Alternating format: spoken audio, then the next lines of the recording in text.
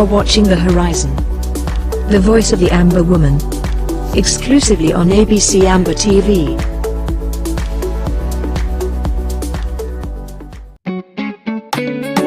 Mutumbu, mama yo, na ya boy go get her. Blue Jay Brothers. Mama you kind, mama you're beautiful, mama you good, mama you're wonderful. No woman like you, mama. No woman like you, mama. Thank God for you, mama. Thank God for you, mama. 'Cause you gave me life, oh mama. Queen of my life, oh mama. I go love you for life, oh mama. 'Cause you love me so, oh mama. From small begin, I never forget all the suffer when you suffer for me. Oh yeah, yeah. All the pain and the troubles where I put you through. I remember when money no be there and chop no be there for her. You be the try your best. You go run around to find us something where we go chop. When I dey sick, you know the sleep. You go the cry all night. You go hold me tight, start to pray, say God make you help my oh Lord. Ooh, I wo yeah yeah chama. I funga na better yeah funga chama. I'm bumming na better yeah bumma chama. Inga na chinum yeah ga chama. Mama I wo yeah yeah chama. I funga na better yeah funga chama. I'm bumming na better yeah bumma chama. Inga na chinum yeah ga chama. Inga chama mama. Inga na chinum yeah ga chama. Chinum yeah ga chama. You gave me life, oh mama, queen of my life, oh mama. I will love you for life, oh mama, 'cause you love me so, oh mama.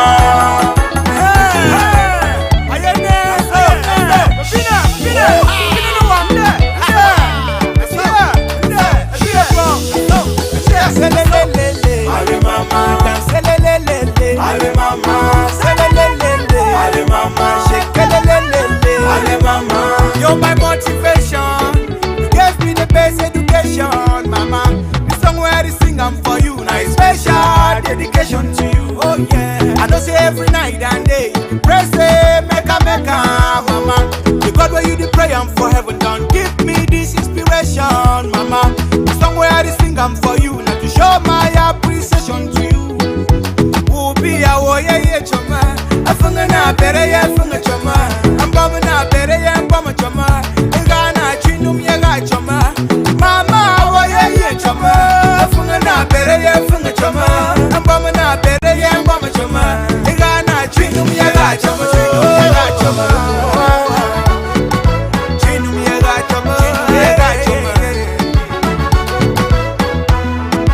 You gave me life, oh mama.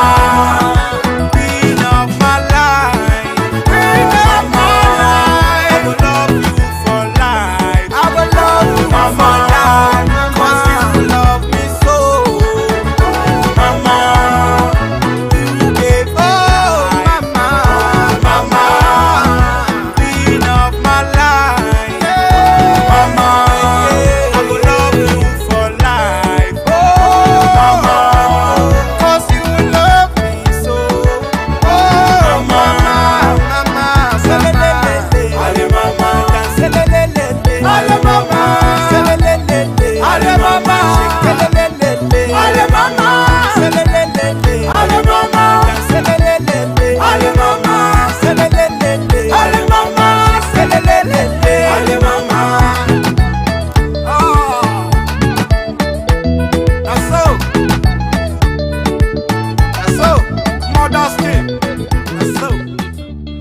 Our vision in this interim government is to make ABC a leader and a real warhorse of our struggle. We want to grow it, expand it, hire and train more hands, and broadcast round the clock, around the world, and take command of the media space of this world. You can enjoy all round the clock 24/7 exclusive moments of bliss as an ABC Amber TV Club member. A cappella. Keep standing with you.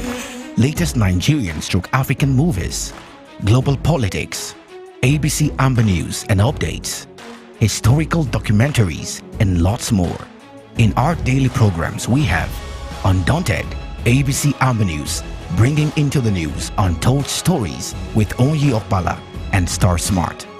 Exclusive discussion, revolutionary panel conversation, infotainment, edutainment, intro governmental debates on topical issues with Tar Paddy King, State of the Liberation Movement, Fronting IG and People of Ambazonia's position, the Struggles Weekly Update with Secretary Martin Mungwa, PhD, FASC. Health is Wealth, Health Education and Awareness within the Ambazonian community with Dr. Yaya. Liberation Prayer, an intercessory ministry for Ambazonia with Pastor Victor Mba. Our Freedom, spiritual awareness and education for the Ambazonian community with Pastor Victor Mba and Pastor Commando. Church and Politics, neutralizing the myths and preconceived religious and political philosophies that limit the Christian involvement in the realms of decent politics with Pastor Commando. The Horizon, the voice of the Ambazonian woman with Dr. Patience Abiedo and Lady Casey. Our Amber History, bringing to limelight the hidden history of Ambazonia to the world with Pastor Commando. Appointment on community building, education on patriotism within the Ambazonian communities with Ma Rachel Itatima. Ethics for an Emerging Nation, watchdog of basic principles and morals of a nation at war with Ma Dorothy Ngwa. Upcoming programs: Pigeon News, Vernacular Talk Show, County Roots, Activists Corner, Amber Focus, only on ABC Amber Television. We the people, the voice of the voiceless. For 24/7 access, subscribe as a club member on www.abcambertv.com/subscribe. Payment method: www.abcambertv.com/donate. ABC Amber TV payment channels: Cash App 202-650-2216, Zelle 240-486-8768, Ambazonia Broadcasting Corporation. PayPal donations at abcambertv.com. For more details, call +124 028 43 111. You can email us at info@abcambertv.com. Payment method: www.abcambertv.com/donate. Greetings, fellow Ambazonians. Thanks for being on the horizon, the voice of the Amber Woman. I welcome you to our program today, June 16th. And as usual, we are staying the course. Let me start by thanking our Restoration Forces, ARFs, who are defending homeland. Let me also start by thanking all our family members and friends who are sacrificing to make sure that we reach our final destination, which is Boya. I want to seize this opportunity to greet those that are watching from ground one, especially because we know that you are victims of a war, an unjust war that was meted on us by Biya. Because you should be home in Southern Commons with your family, but you find yourself in a foreign land. I say, be brave and know that the Almighty God will take us home someday. Today we have on the horizon two great topics. One of the topics is the pang of war, some unforgettable stories that we would love to share with you today, knowing that there are so many stories that we cannot share with you. There are so many untold stories, so many unheard stories, that one day there will be a documentary so people learn how we as a people have suffered because of an unjust war. The second topic is the interim government. What you should know about the interim government, why the interim government is so important as we pursue what is rightfully ours, our land, our freedom as a people, and not settle for special status or settle as slaves in a foreign land. With me today, I have two dear sisters, Ma Emma Endele, who is the director of ABC Amba TV, and joining us shortly will be Dr. Yaya, the chief of staff of the interim government of the Federal Republic of Ambazonia. Ma, Emma, please welcome on the horizon. I'll give you a minute to greet our people. Thank you. Thank you, Mape, very much for inviting me to join you on the horizon today, the voice of the Ambazonian woman. I am very, very proud of this program and the fact that you guys have been keeping it alive and focused on the struggle. You do not let yourself be distracted in any way, and you reach the people because there is a response from the people. The people are feeling you, they feel all the love from the Women's Department of the Federal Republic of Amazonia. Thank you so much for having me today to discuss these important and very, very relevant issues. Thank you. I want to greet all Ambazonians, especially our ARFs. We have to work as partners in this struggle. Without we cannot do it. You are sacrificing your lives. We are sacrificing our time and the little money that we make from the struggles over here. So it is a partnership which we appreciate, and we want to thank you all. Thanks, Mape, again for having me. Thank you so much. And again, I said that we'll be expecting Dr. Yaya shortly. So we'll start with the first topic, which is the pang of war. And I'm going to have we have about 3 videos that we're going to have played today so that people can understand. But as soon as the technician puts on the very first video, we will begin discussion on that video. But my Emma, the point is this, that in almost every household or every community, there is a story to tell. There is a story to tell because let's think about where we came from and where we are today.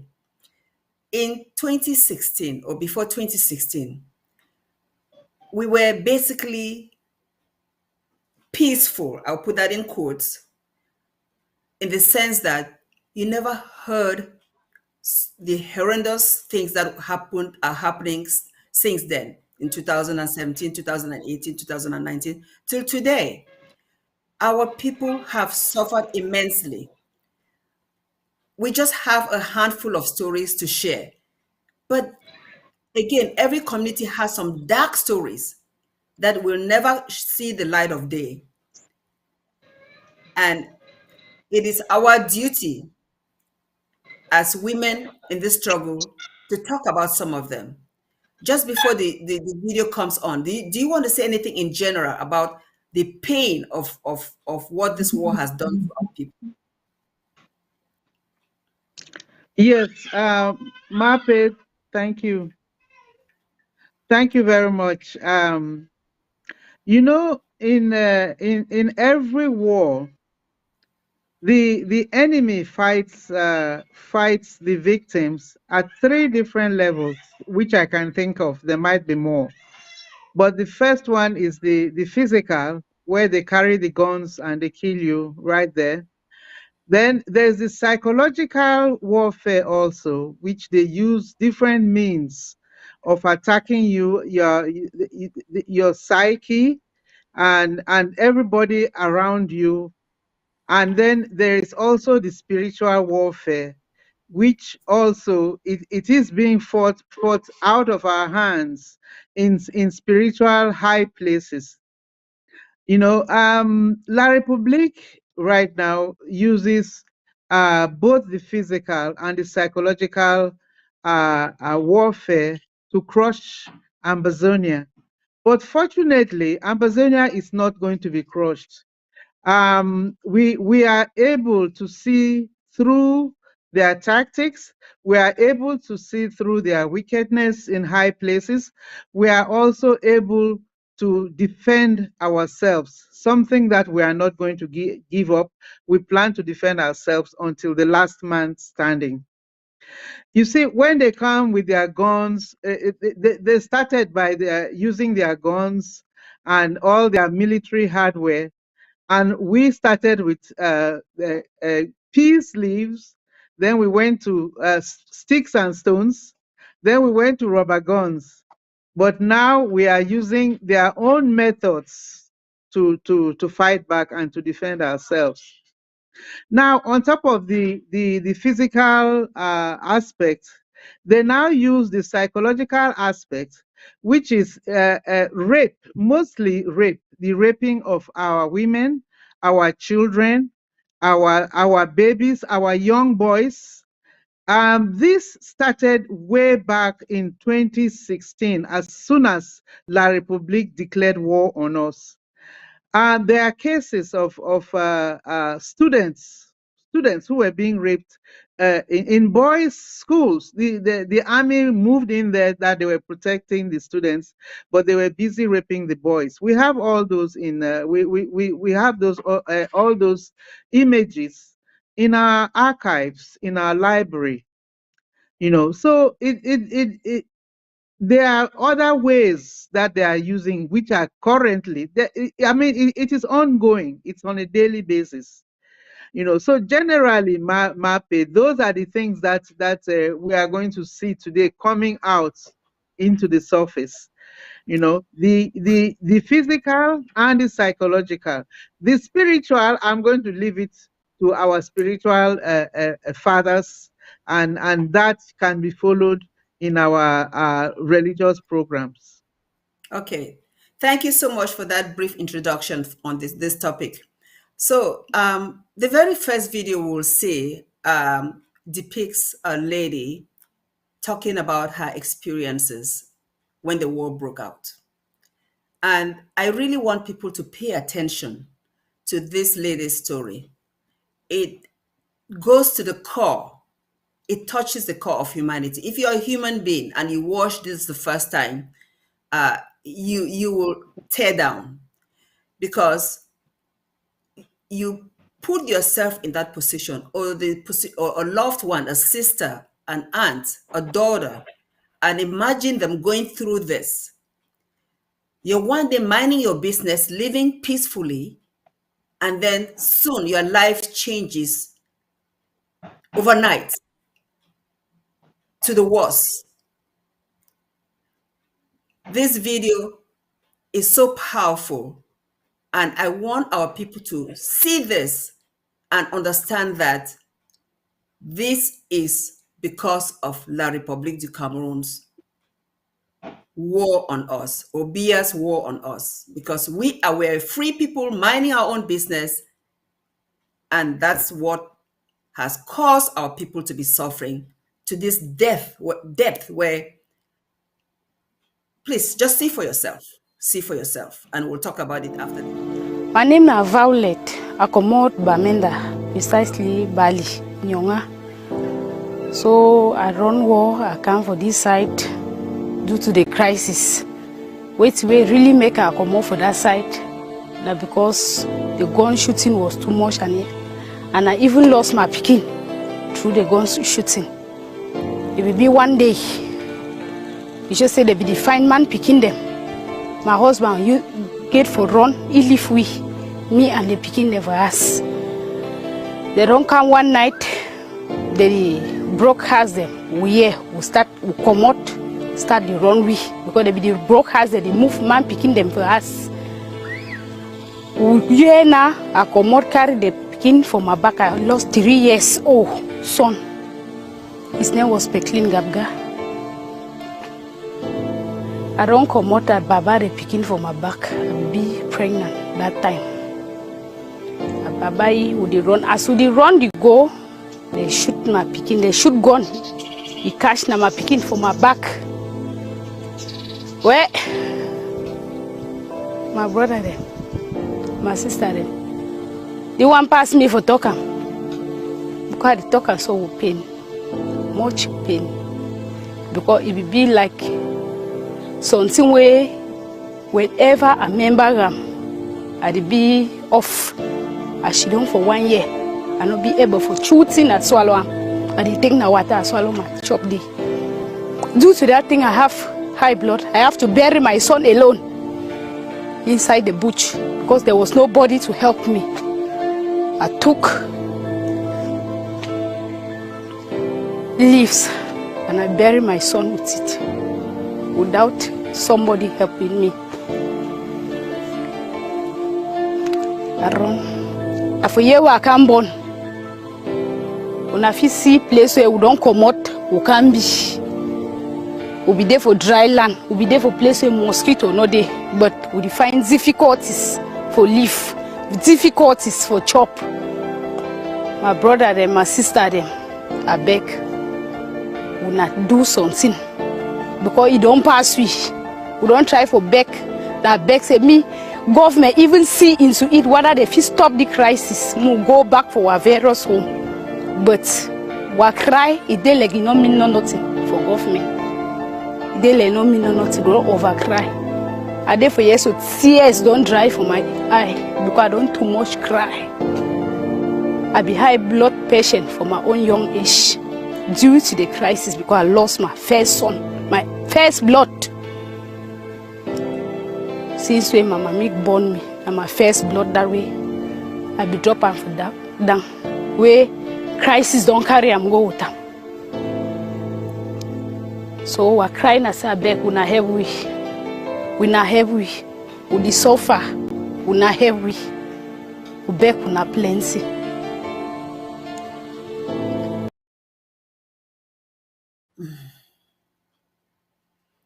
Now let's just take a deep breath.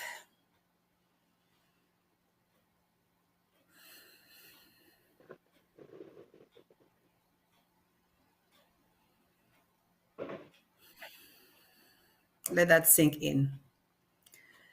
Dr. Yeah, welcome. You came at the right time after we played this very sad video of one of our daughters. So the story she tells of a story when she left home, when they were running because the military were there after their husbands, after their men. You know, there was a time that we understood that the goal of La Republique was to kill all young men 12 years and older. So they were after the men. Can you imagine a man running and leaving your family behind? If a man runs and leaves his family behind, that's desperation, right? That's desperation. So this poor young lady ran with a baby. She was pregnant with a baby behind, on her back. And they shot that baby. And she was forced to bury that baby in the bush. My Emma, please talk about this video. And then after that, Dr. Yaya. My dear, it is overwhelming.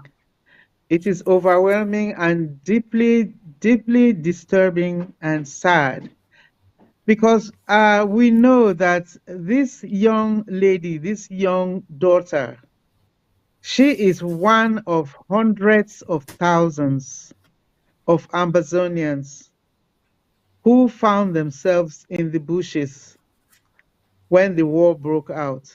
We know there are hundreds of thousands of them like her out there. And, God created a parent as his eyes on earth. You see, even when you watch animals, you see a hen protecting its chicks, covers them under her wings. When you watch a lion with its cubs, with its cubs, you see how protective they are. You cannot go near a mama bear who has babies. She is ready, she is ferocious, and she is ready to attack. So God created parents as the normal protectors of children, of our children. So if a man is put in a situation, in a position where he cannot protect his wife and children, you can imagine what that does to him psychologically. Now, it is even worse that after the man is taken away from the scene, the mother is also helpless. She cannot protect her own. She cannot protect her babies. That is why I tell you that this struggle, this war, it is being fought at two levels, the physical and the psychological. This everything about this war is to break Ambazonians. They break the man, the head of the family. They break the mother, the second head of the family, and then they break the children, the young men, our young men. They just take them. They rape them. They are just breaking the fabric of our society. Now, how can anybody tell us that we should not defend ourselves? How can? It is unthinkable. It is unthinkable, Mape. So this, as I said, it touches me to the core. It is the reason why I am still in this struggle, because the idea is to destroy Amazonia at all levels, to the ground, from the top to the ground. You see, all this, even burning of the houses, if they burn the place where you sleep every night, the only place where you feel peace, where you feel like a sanctuary, what happens to you? You are displaced. You are like somebody without a foundation, without a leg to stand on. So the psychological damage of this struggle is going to live with us Ambazonians for for centuries. But you see, we are not going to give up. We are ready to fight for the generation that they are trying to destroy. Mape, for now, I think that is all I'm going to say. But because it's a very, very painful experience for these young ladies, and I think our whole aim, as I said, that is why the federal government, I know we are coming to that. That is the second topic, but that is why the federal government puts institutions to start helping our people. Even during this crisis, while the war is still going on, we have to start helping and rehabilitating our people. Pick up the pieces wherever they are. Yes. Yeah. Thank you, Ma Emma. Dr. Yaya, you saw that video, and I just want you to give your take on that video.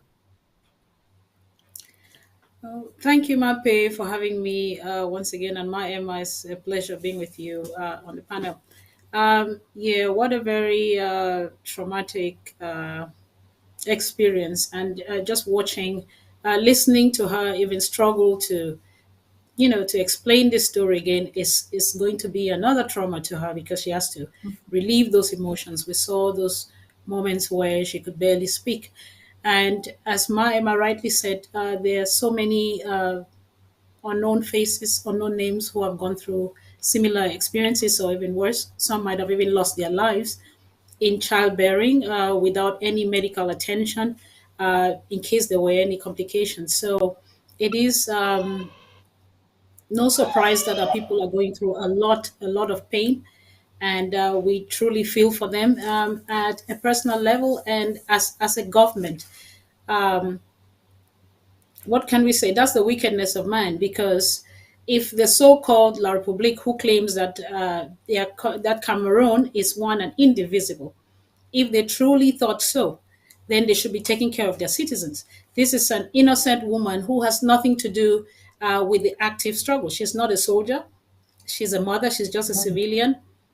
She hasn't committed any crime, but she's going through this. So if you have a responsible government that claim that La Republique is nothing, any is nothing close to, they would actually make sure that the civilians who are simply victims of, let's put it, a crisis, should be taken care of. They should be given medical care.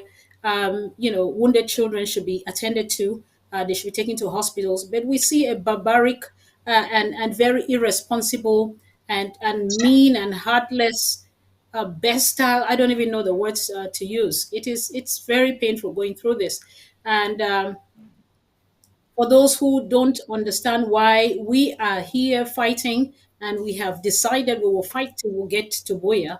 Um, I don't know when they watch things like this, what do they say? It just takes me back to, I think, the last program that I was on, talking about the moderator of the Presbyterian Church, and not only him, the leadership of the church generally in that, should I say, our country in the southern Cameroon, and of course La Republique.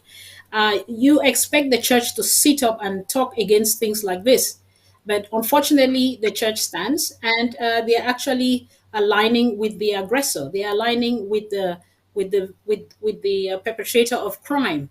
The church is supposed to stand and speak truth to a power. Unfortunately, they have failed us. And you see, it's painful to read all this, I call them careless writings. And of course, they've been paid to do this kind of nonsense.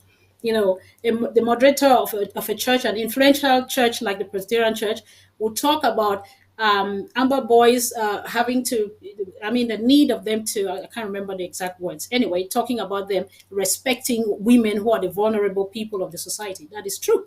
So what does he say about a situation like this? This is the military of a so-called country, assuming he's part of that country. A military attacks another country, that means they are in war. A military does not attack its citizens. So what did this woman do? Talk less of what did her 3-year-old son do to deserve this kind of treatment? And where is the church to stand and talk to the government, to this barbaric government of La Republique, that they should not be killing vulnerable persons like children, like women? This is not a soldier.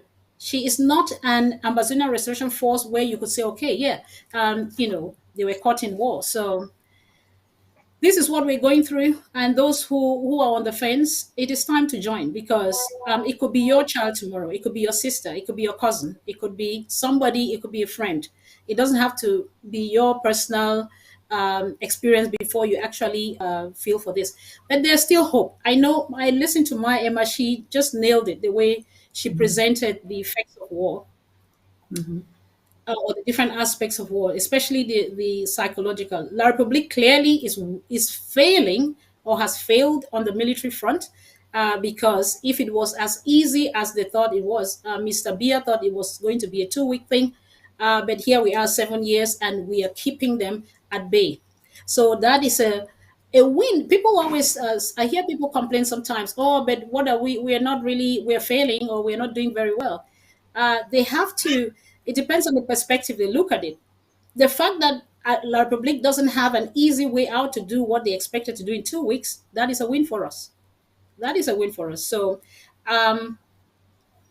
let us, despite all this pain, not forget that to encourage ourselves that there's hope.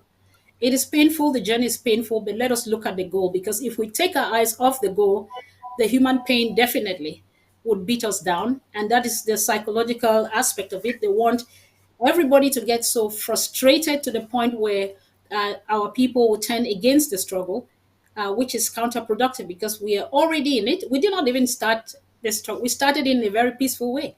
We protested in a very peaceful way. We did not start the war. So when people say that, oh, this thing is too much, you people should stop, they should actually know who they are talking to. They should talk to the person who's declared war. It was Mr. Biya who declared war. At that time, I don't know whether he was demented. His dementia had started, and he thought in 2 weeks he was going to crush a whole people. Too bad he didn't. So there is a price for everything. Unfortunately, the price of our freedom is lives, valuable lives, lives that we value. When we say this, it is not that we don't value these lives. Unfortunately, that is happening. We wish we could change this, but unfortunately, that is war. And these are the aftermath of war, or actually the consequences of war. That there is abject suffering in the population, but there is hope when we keep our eyes on that focus. We have examples we can look at. They don't have the same historical background, but the genocide in Rwanda. Let's think of those days, those horrendous pictures we saw. People being slaughtered in their masses, you name it. But today, guess what? That country is one of the most admirable countries in Africa. So Absolutely. God help us that this pain, we are not going to live it for too long, but we must endure. And we have a government that is responsible and that looks after its people. Unfortunately, we don't have a means of generating a constant source of income like any stable government that has territory. But having said that, we're still doing our best through our structures to reach out to our suffering people. We cannot help everybody because the means are just not there. But of course, we are thinking about you and your families. And we pray that God would help you, comfort you in one way or the other. Thank you. Thank you so much, Dr. Yaya. You mentioned something about the church that I just want to read this that you shared with me earlier today. The church is dying because her pastors are afraid to speak in all truth and clarity. We are afraid of the media, afraid of public opinion, afraid of our own brethren. Shepherd gives his life for his sheep. Robert Cardinal, Sarah. So you have both talked about how these experiences are so many that we may have a few people telling their own stories, and there are so many untold stories. Just to put things in perspective, we remember seeing videos of Florence Ayafor being beheaded. I don't know if any of you really saw those videos, but those are stories of pang of war. We saw pictures Amen. of Safoya being beheaded. These are things that never happened in our territory, Southern Cameroon's Ambazonia, until La Republique decided that it is time for them to get rid of our people and claim ownership of our land. Because we must remember that their sole interest is the land we own and the wealth in the land we own.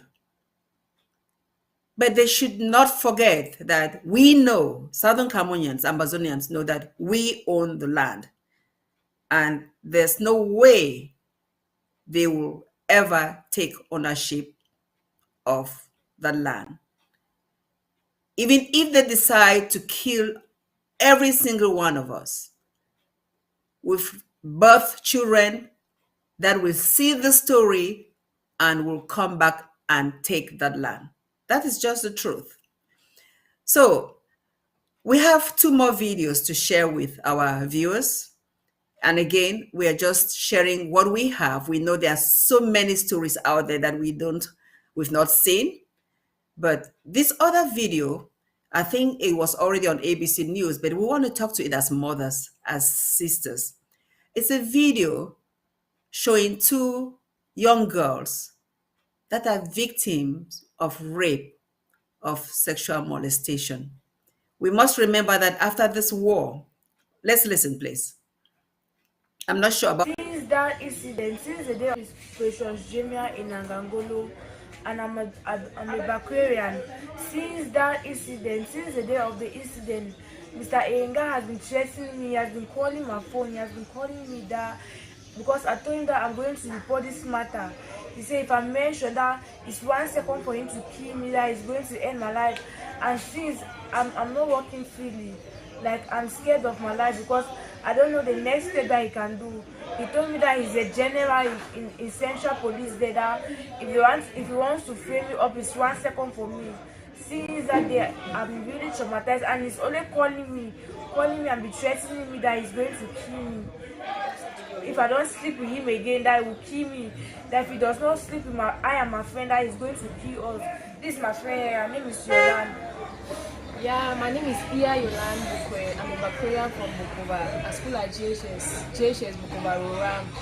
I'm the victim of the incident I was caught on Sunday, in which I used Mr. Eyenga's phone to call my friend to bring my birth certificate because I'm still 16. I don't have an ID card. I called her using his phone. Meanwhile, the man directly told me, Mr. Yenga told me in his office that if I sleep with him, he's going to release me at the moment. I told him that no, I cannot, that is going to be traumatized. The man said, okay, I should go back there. They said, I'm going to work inside them. I went, not knowing that he has taken his phone and called my friend, telling her that they should meet up at checkpoint, in which they did without me knowing. It's just now that I found out, as she earlier said, after he slept with her, telling her that if she says anything, he's going to kill her. Also telling me that if he does not sleep with me, I'm not going to be released. In which I cried that day in the station until one other chef came and released me.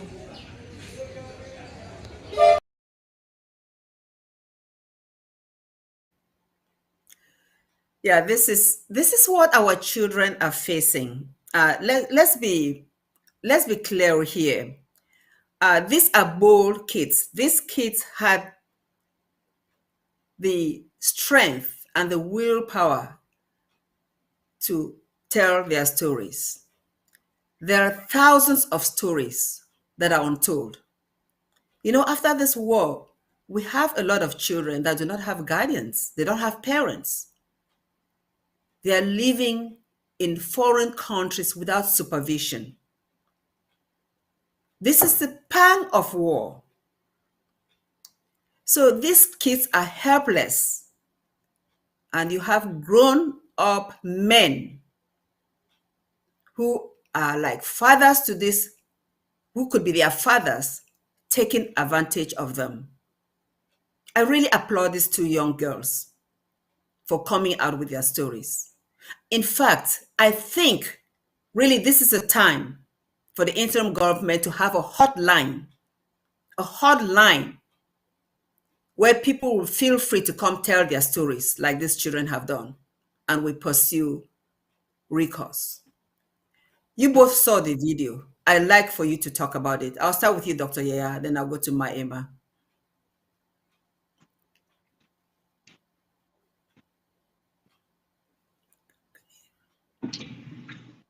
So sorry, yes, I was muted. Yes, just another, we have a whole list of war crimes that this, what do you call them? I don't know, thugs, or don't know what to describe these people, who do this kind of things to young girls. And these are people in position of responsibility. If I understand the so-called Mr. Yinga, and as usual, you have a francophone in our zone, as if we don't have enough people who are competent to do the job. A so-called Mr. Yinga is he a police officer? I'm not sure what, but he is in a position of power, maltreating and misusing, violating the privacy of these children. Such a person should be put to prison. the so-called La Republique, who says their Cameroon is one and indivisible. This is a crime that this Mr. Yenga has committed, and he should be tried and sent to prison, for raping young girls. So these are the cases we know, and like you say, these girls, thankfully, they seem brave. But how many have been put to fear, subdued by fear, to not even voice it out? And how many have gone, with injury, bodily, physical injury, and of course the psychological aftermath, and before or even contracting sexually transmitted diseases, because that's another blunt or another ploy that the enemy is using. So to those who claim and clap for one Cameroon and federation, who propagate all kinds of nonsensical solutions that are just window dressings, let them put their government to question, call them to accountability. They should respond to such a crime. That is a crime against young girls. Let their government do something and judge or try this so-called Miss Ayenga and many of them who do this kind of heinous acts. Um, Again, that's the breadth of the of the scenario that we go through as a result of this senseless war. And to those who stay and do not do anything about this war, think about these young girls. These are young schoolgirls with their whole lives ahead of them. That just this act of rape could actually, deter their future. They might end up with psychological problems, trust issues, you name it, and that will actually continue. May, I don't say will, may go a long way to actually affect their future relationships and just functioning as normal, stable human beings in the society. So we're just calling, I don't know, they want to jump to the next topic, for people to put in their time, put in their money to help and support this struggle. This struggle, we did not start it. We didn't start it. We are actually responding. We are reacting to a situation. And it is just been natural. If somebody comes in, breaks your house, steal your property, kills your mom, I don't know, rapes your child or your sister in front of you, I don't think you stand and look at the man in the name of peace. Oh, we are a peaceful nation. That is hypocrisy. That is complacency. That is I don't know what to call it. Neutrality, it is complicity. It is just wrong. So all of you who stay there and you do nothing about the struggle, you're guilty, because actually crime or evil exists because good men or so-called good men and women fail to do something. If you sit and you have this lazy excuse that that one attain, oh, we want peace, we want this. Do you think that's peace that has been granted to those kids? What did they do? They didn't commit any crime. So I don't know what more to say. We have so much evidence. Out there. Thank you, Dr. Yaya. Ma Emma, your thought on this video? Yes. Mape, God created the sexual act as a very, very good and pleasurable thing. If done the right way, it is a gift. It's a gift from God. You see that even in marriages, the sexual health of the marriage is very important. That is what keeps the marriage alive. So you see, when a young girl is raped, it's not only an act that happens at that moment. The whole future, the girl's future, her trust issues, as Maya mentioned. Will she be able to trust a man? Will she be able to have a happy marriage and come to the point where she can trust a man and enjoy this gift from God? So you see that is why it is such a heinous crime worldwide. It is, and it is not only during war. Any time that a rape occurs, the perpetrator is handled and really dealt with. So La République has to face the fact that these her soldiers or whatever whom they call a well-trained professional army are nothing but trash. For them to be perpetrating rape as a weapon to destroy the because the men, the Ambazonian fathers feel so helpless that they cannot protect their daughters. And then the daughters feel that their parents have let them down because they cannot understand why they cannot be protected. You see, it is such a horrendous crime which has to be dealt with. And you see, this is why they do not want to go to a negotiation table, because all these people who are perpetrating these crimes will be held responsible. That is why we cannot talk about peace without justice. They are saying that we should give up our arms and just act as if nothing happened. No, justice has to be meted out for these young people to heal, for them to now accept that they are being protected by their country, by their parents, by their fathers. These people have to be punished. The children have to see that justice is meted out.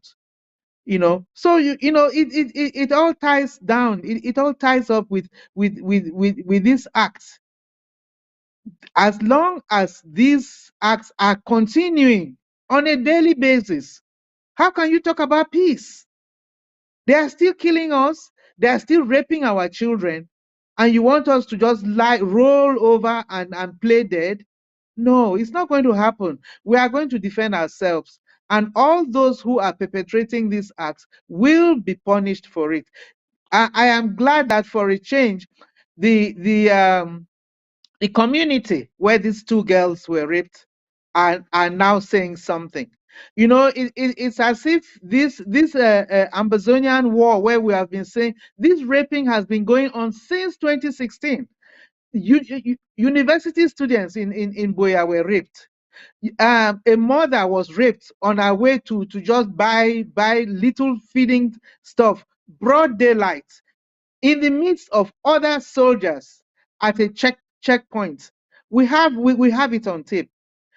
These people were not even reprimanded. They were just let go to continue raping. So these two young girls, at least for now, the community is now rising. The problem is that if we had reasoned from the start, we have reasoned with one voice to say, no, stop this genocide, stop this raping of our children, stop the killing. If we had risen up in one voice and stop letting people come in between us and bribe us and buy us out and turn you people black legs against your own people. How could you turn a blind eye when your children are being raped like that? And you say you are supporting for peace, you are supporting the La Republique government because we are one? We were never one. You don't treat your brother like that. You don't treat your own child like that. If you, a father, rapes your daughter, you will be treated just like a common criminal. So what are we talking about? Justice has to be done. And I'm glad the community is finally talking. Somebody is doing something. But this is just the beginning. This is just a drop in the bucket. Thank God we have the images. These people are not going to go free. They will haunt them, even if they are in their graves. As I remember once it was said that some Amazonians were so angry. They said even those who have died, who have killed us, and we are still going to dig their corpses and their skeletons and put those skeletons on trial to pay for what they have done. Yes. Yes, indeed. Thank you so much, Maima, for that perspective. It is really true that whenever there's war in any area, sexual abuse is prevalent. But we have this experience where we're talking about sexual abuse from military and sexual abuse from civilians, because these are civilians taking advantage of our children. These are not military. We know that we have a lot of military cases of rape, and some of these have resulted in pregnancies and sexually transmitted diseases, as Dr. Yaya mentioned. But this case is so annoying, so vexing, because these are people that are in the community taking advantage of Our young children, that should never be accepted. They should really be punished to the fullest extent of the law. You know, we are also saying here that we need to be our brothers' keepers. Mothers, fathers, sisters, brothers that are watching, please, if you find young children that are in this position that are so vulnerable, please watch out for them. Watch out for them. Take them as your own children, and don't let this parasite, this, I don't even know what name to give them, take advantage of these children. And these are all consequences of a war. This is a pang of war that we're talking about today. We have one more video to share, and this one has to do with a mother crying because she was living a peaceful life in southern Cameroon's Ambazonia, and the war broke. And after that, her life fell apart. And again, this is just one story. There are thousands of stories like hers. So we want to hear, most of you may have seen this already, but we want to hear a story and then tell La Republique that you cannot solve this problem through special status. The only way to permanently solve this problem is to have this interim government meet with you and find permanent solutions. So we hope the video is ready. It's something that you may have seen in the past, but again, it tells the story of many of our people that have run away from home because of a war meted on us by dictator Paul Biya.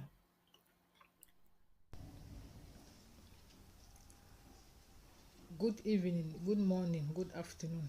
Anytime we this video meet up una or meet up you.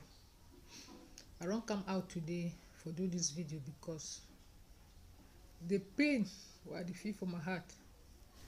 I no fit keep am anymore. My name na Esther. I come out for Cameroon. I dey for Ghana with my pikin and my husband. We be run war, we come for Ghana. We run stay for Ghana 3 years, but nothing to write home about. So I don't decide say I no go die in silence again.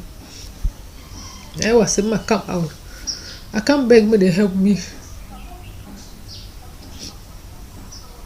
2 days today, my pikin in the house because of school fees. I no fit afford them. But for Cameroon, my husband be there na nurse.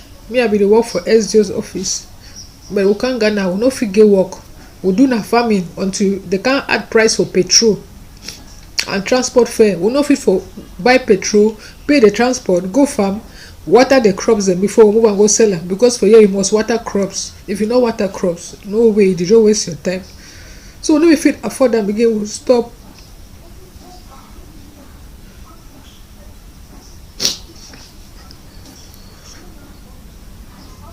I try for open small shop. I open some small shop, but capital no dey. If I go buy thing for 10,000, put that inside the shop, we go drop 5,000 for house.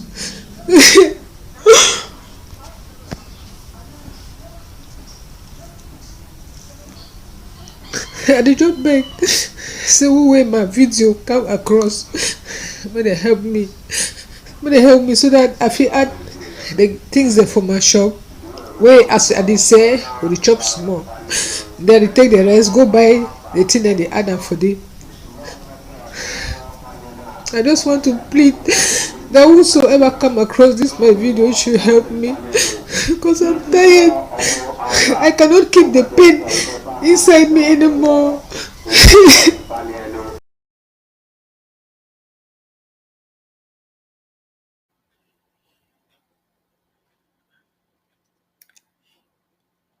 Okay, so this video came out a few months ago, and we want to just use this video for people to understand the depth of what this war has done to our people.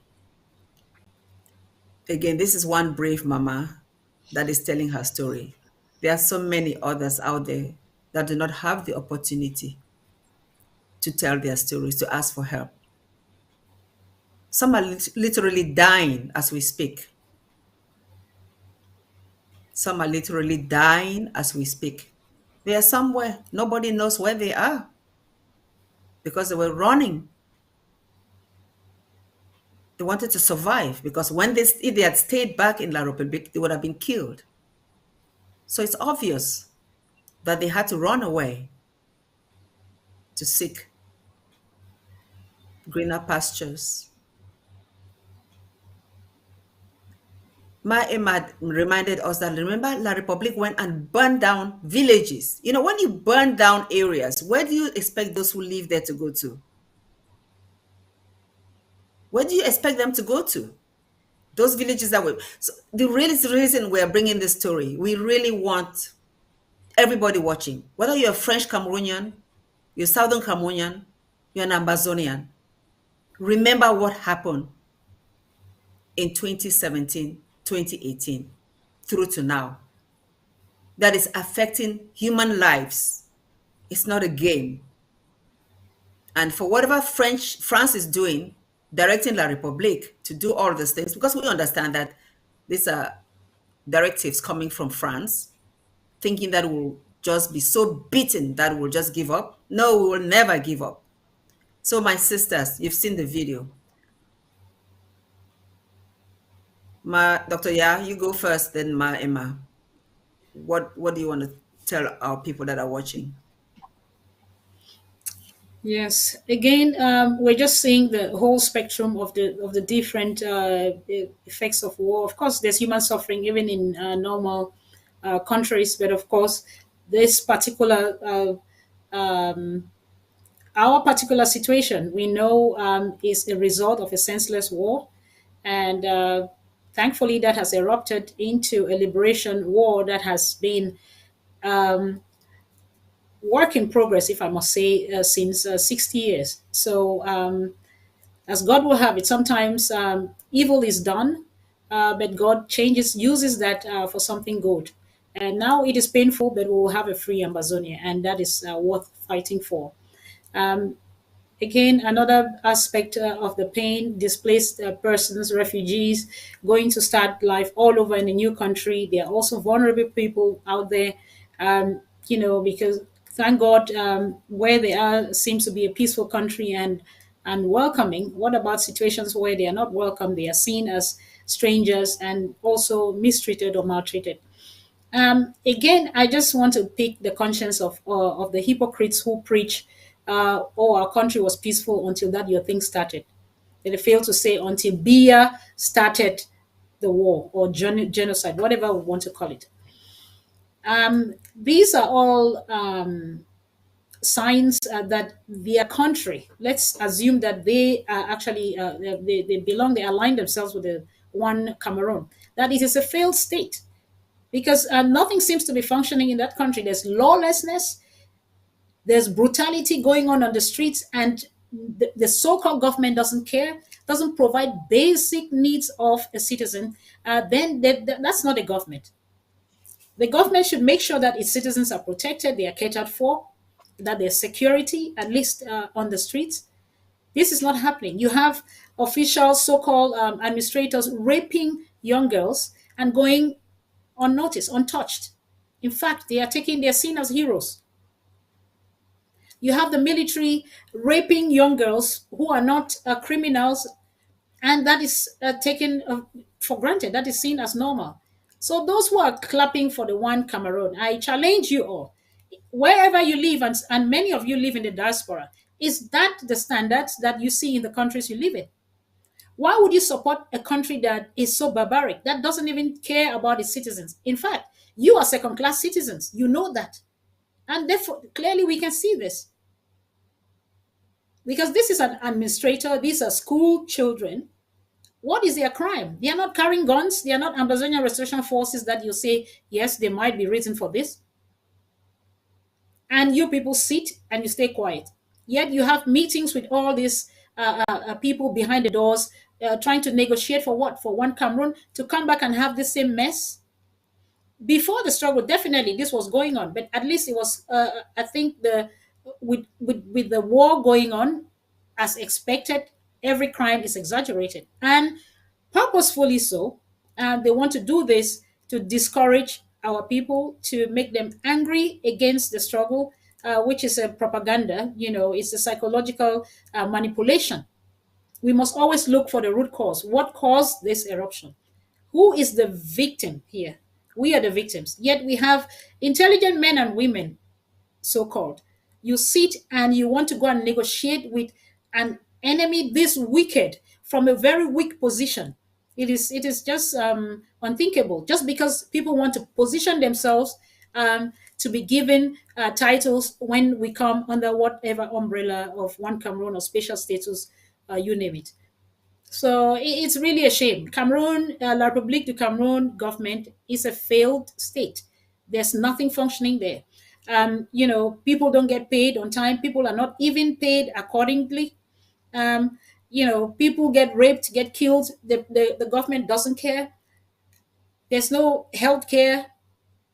They don't care about drinking water and just basic things like that. The same government burns down the villages.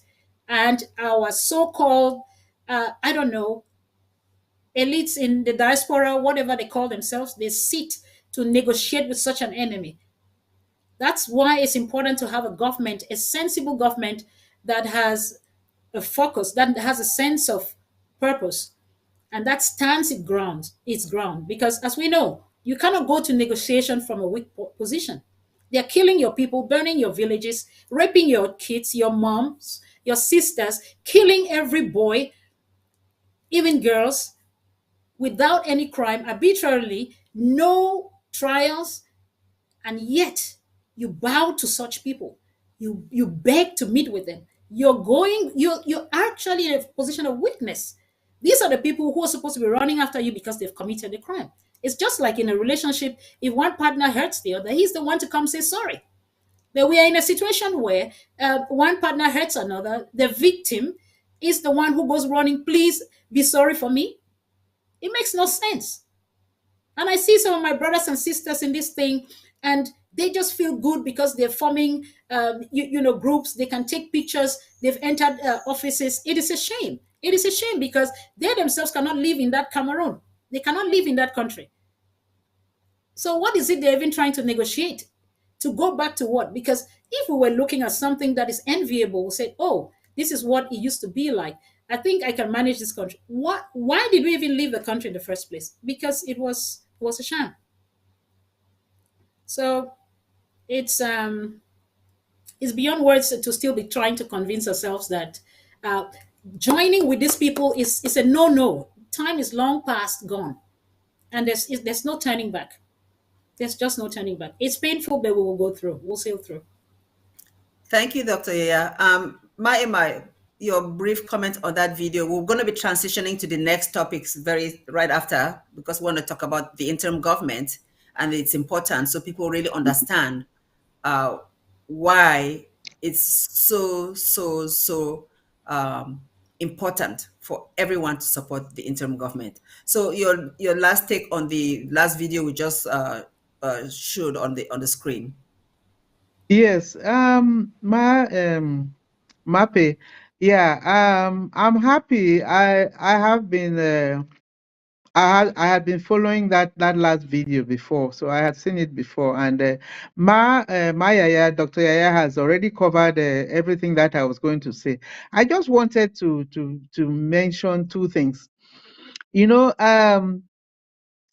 I go back to those. I first of all the church. Sometimes I feel sorry for the church, especially the church in Cameroon, because I still remember, when even before this struggle started, we still have the case of the killing of the Reverend sisters around Mrs. Bia. That was an attack on the church. We have people, we have bishops who were killed. Bishop Dungmo, there were several bishops. I remember one time, I think I was in Cameroon visiting, when a bishop was killed and his body drowned. Where you see that these were all government ordered killings, it's because nothing was resolved, nothing was investigated, nothing was talked about. They just died a natural death. Now, fast forward to now, to this struggle, to the restoration of the Ambazonian republic. The church is so entangled in the government, because the government has its fingers and everything inside the church. Now, let me give you an example. Atanganji gets money, steals our money. Sorry, I do not have evidence, but he's being paid by money from Ambazonia anyway. He builds a church, and we call it a church.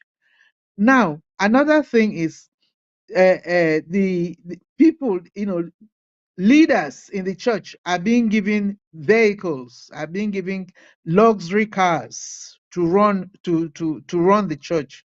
How can these same people now come and criticize the hand that is feeding them?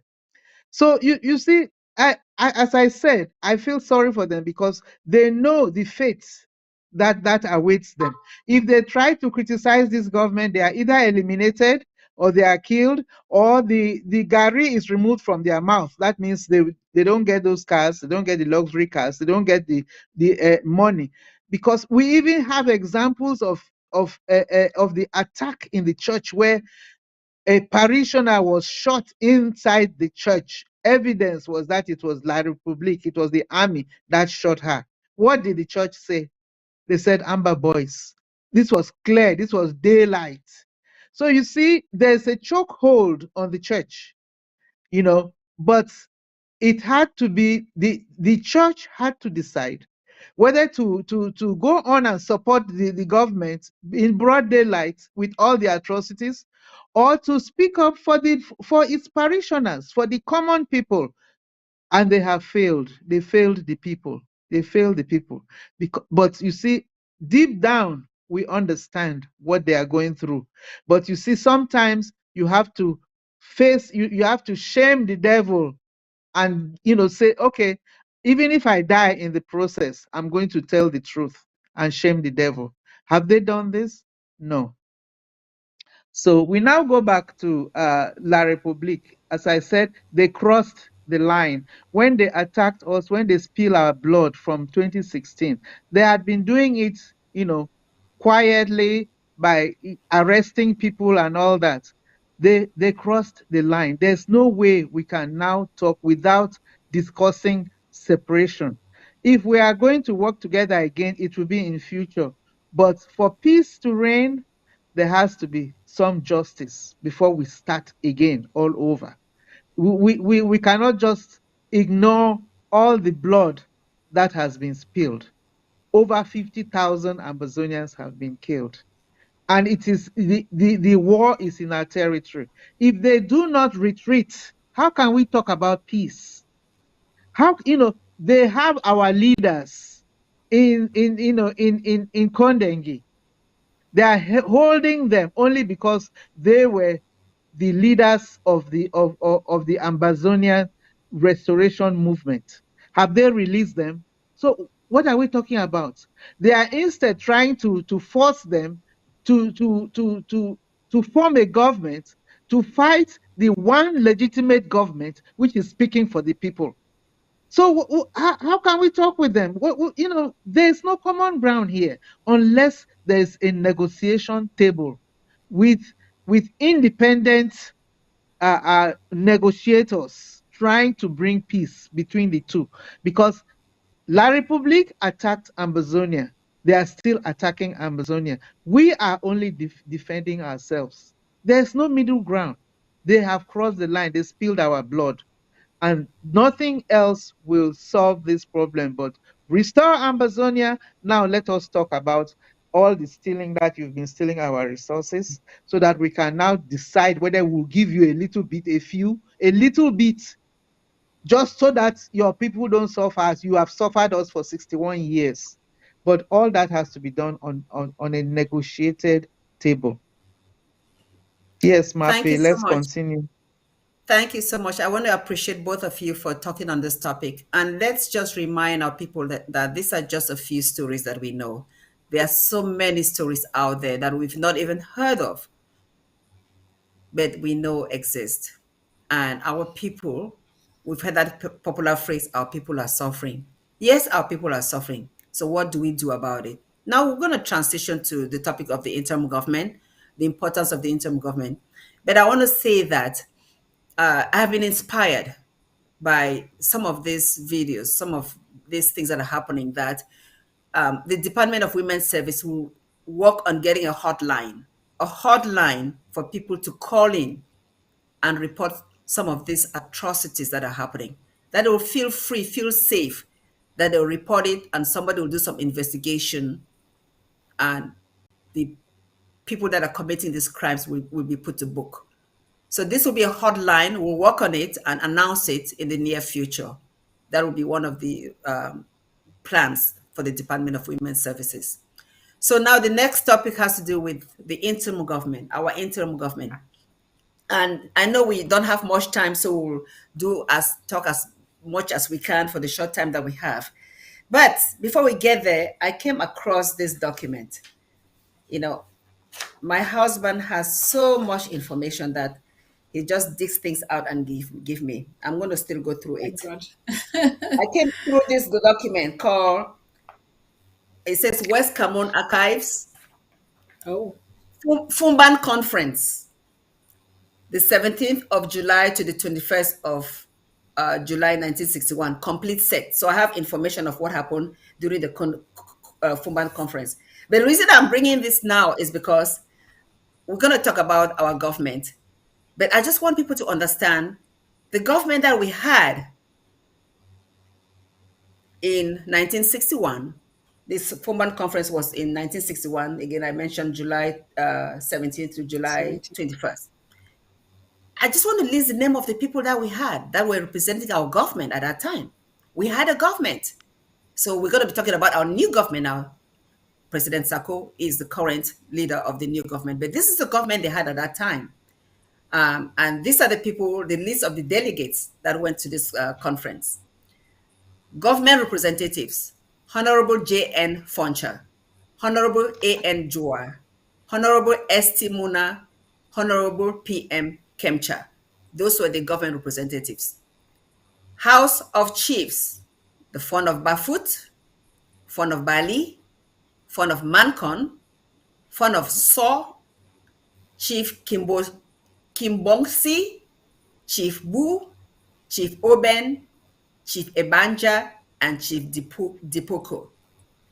And then KNDP representatives. You know, they had three parties in those days. KNDP representatives: Mr. Binka, Mr. Fontem, Mr. Tamfu, Mr. Kini, Mr. Kome, and Mr. Carr. CPNC representatives: Dr. E.M. Endele, Mr. N.N. Mbile, Mr. P.N. Montobi Woleta, and Reverend Ando Say. I'm seeing you shaking your head, you know some of these names. And then OK representatives: Mr. Tumaza and Mr. Mukong. So those were the delegates that went to Fumban. And then on the other side, they have Republic of Cameroon: Mr. Amadou Ahijo, Asale Charles, Aruna Njoya, Okola Charles, Lameni, Tetang Josier, Kuo Tobi, Sissoko Chiek, Betanier Jean Faustin, Kame Samuel, Mvi Rostad, and Gangdo Black.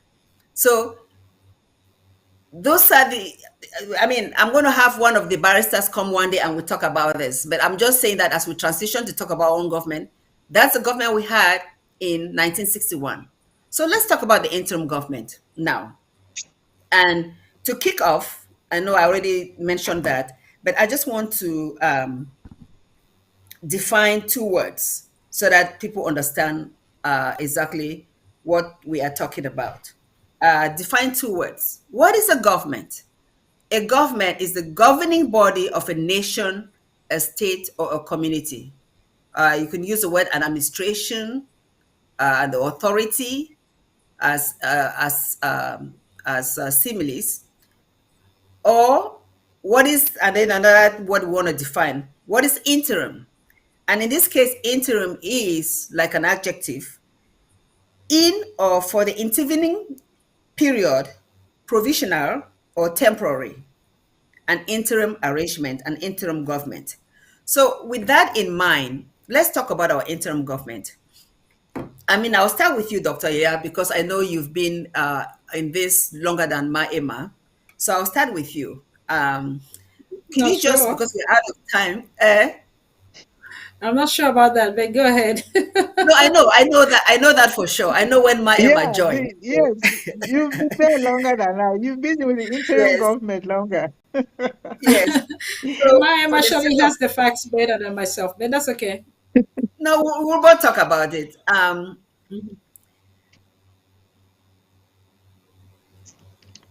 Sorry, did I distract you? No.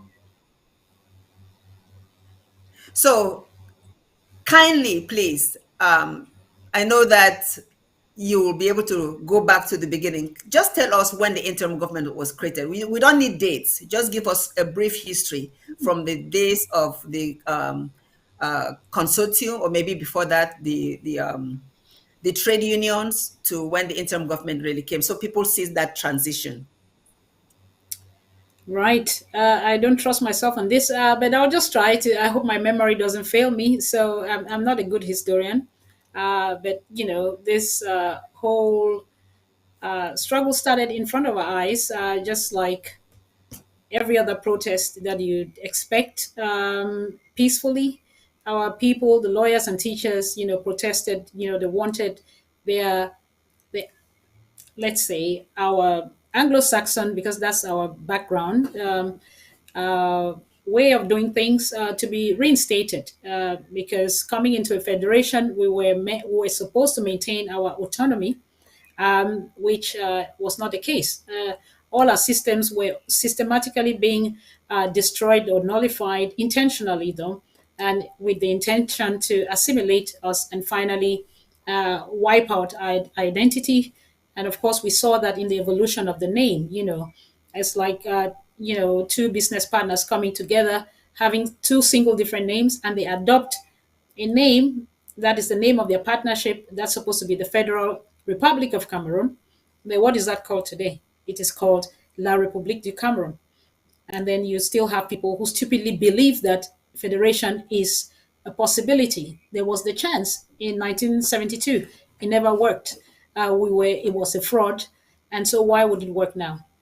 Anyway, to go back to your question, so I think from that movement of the teachers and the lawyers starting off this stirring up, for change and facing resistance, that just slowly evolved into, gained momentum and became a revolution, so to say. And the trade unions got themselves together. I don't know the details. And then, we had the consortium being formed as a result of that. And that consortium also evolved when they started, running after their lives, chasing them. People like Pata Sang, who headed the, I think, the education sector, and many others were actually on the run, and they had to seek refuge in mainly neighboring Nigeria. And so, because of that, they couldn't really continue to handle the structure. That leadership was transferred to the diaspora. And I think at the time that was Mark Barita and Tapang Ivo who held. Yeah, did I get it right? Yeah. Anyway, we don't need to call names. Anyway, the leadership moved from Bala and then, to Tapang and Mark Barita. And when the consortium, I think when they find a certain number of them, a reasonable number of them, could get together back in Nigeria, and they thought they could still carry the mantle.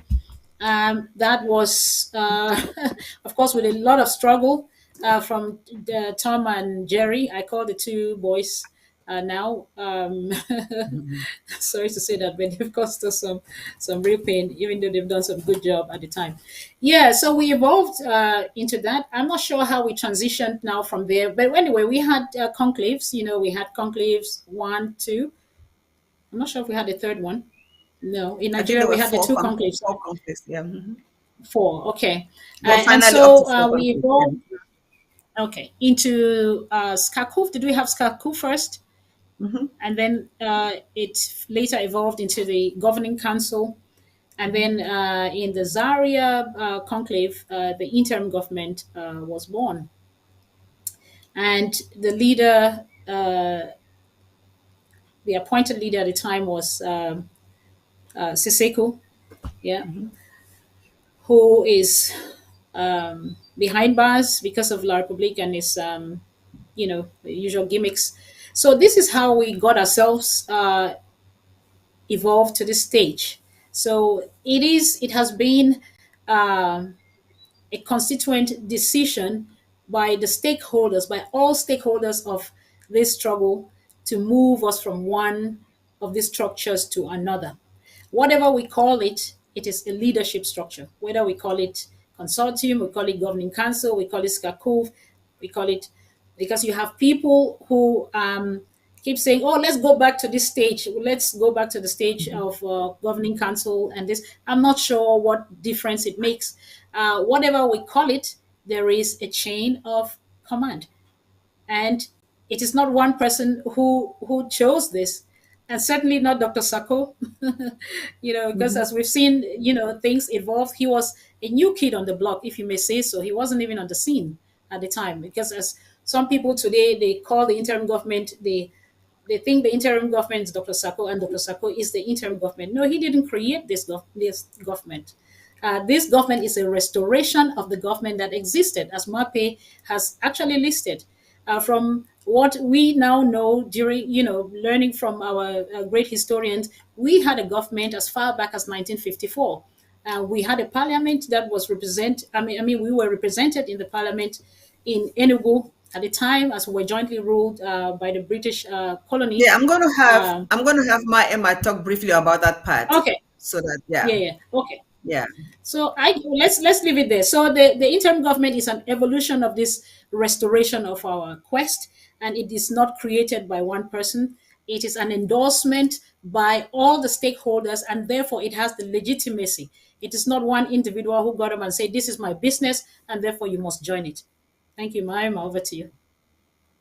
Well said. I think you captured it well. You thought you would not remember, but you answered the question. We've talked about the transition from after the teachers and lawyers went on the strike to our government now, and the president of the interim government is President Sako. It was Siseko before. He was arrested and locked up, and President Sako was elected to carry the mantle, and he is our leader right at this moment.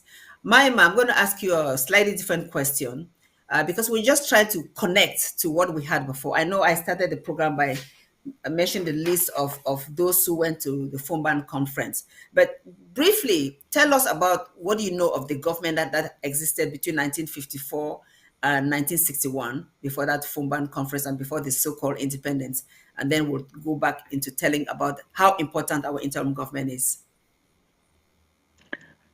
Okay, to tell you the truth, I'm not a historian, but when you were reading those names of the different parties that went for the Fumban conference, you could see that I was shaking my head, especially when it came to the I think the CPNC, which had Dr. EML Ndeli as the head of that group. I think if I did not know all of them personally, I knew their children. Even Reverend Ando said I knew his son, and I grew up. We're very close. So I do know those are very recognizable names. So it is real. This is not a story. It is not a story. It is not it's not fiction. This is what really happened.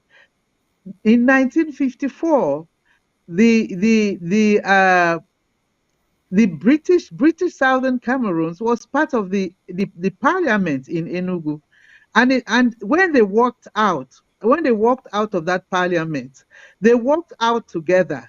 Dr. Endeli, Poncha, Kemcha, all of them walked out. Muna, all of them walked out as a group. They walked out as a united front. And when they came when they came back to Boya, with Dr. Endeli as the first prime minister. They worked together. When they held elections later on and Foncha won, it was a peaceful transition. Nobody argued. I was just a child, maybe in 1956. I wasn't even up to 6 years. I was maybe 4 years or so. But that political era, all the way to 1959, 1960, 1961, I still have the recollection of the voting and all the campaigning. They used to campaign together, two soap boxes. Dr. Endele would stand on one soap box and talk. Foncha would be on the other soap box and talk. When they finish, they shake hands, they enter the same vehicle, and they go to their homes. If they were spending the evenings together, you will not know. I even know of my in-laws will probably kill me for this, but I still remember even Ahijo used to drive all the way to the village to see Dr. Endeli and to discuss with Dr. Endeli. At that point, early on, I think he was still listening to advice and directions, and he still had an open mind. But that was very, very early in this in this history. So this thing that they are saying that we should not claim that we're a government. This IG, as Maya has reiterated, she has followed the whole history. It is a restoration of the Jua government, which was the last legitimate government by Southern Cameroons. That was our last legitimate government. And we know what was done to him as a person. We say it in our history every day. And those who do not know should try and find out. There's a man we don't know, go no. Please, So there is no way we can face La République without going as a government. I do not understand why the rest of Ambazonians are not seeing this. This is why La République is so scared of facing this IG and Dr. Sako. Fortunately for we, Emma, or we'll get for to that. us, yes, okay. So We'll get to that that. is the brief history. Yeah, that's the brief history from 1954 up to the present. It's a continuation it's the same government, the same people, Wow. the same children, the same descendants. So Wonderful. now we can move to the next question, Mape. Thank you so much. I really appreciate the two of you putting everything in perspective. So there's some names that we will not mention. We just want to make people understand that they should not be confused. We already found out how we started, and anything that has happened between when Sissoko was arrested to now, including the so-called other government that erupted because of manipulations. Those are all manipulations. So we don't want to call names, but I think people understand what I'm talking about. That there is not 5 IGs or 4 IGs. There is one IG. There's one legitimate IG. Dr. Yaya, maybe I'll go to you next to just expound on that. That there's only one IG. People should not pay attention to the other names that we don't want to call, that may be very confusing to them, but to pay attention to one IG. Talk about that briefly, then we'll go ahead and explain the importance of this interim government. Yes, thank you, Mapi. Tough one there. But I think my Emma explained, the psychological games or the aspect of war. And this maybe falls on the should I say, falls under that, or maybe it's a political tactic. It's probably political. Just like we know in when you have anything good, there's always a copycat. There's always and as we call them, imitation. You know, you get so-called people that believe in all this mark stuff. Whatever, I'm not promoting anything. You know, you have the so-called real, and then you have the fake. So this is what is happening as well with the interim government. And when you ask yourself why, then we can analyze why that happens. But that it happens is not new. It's not new with this struggle.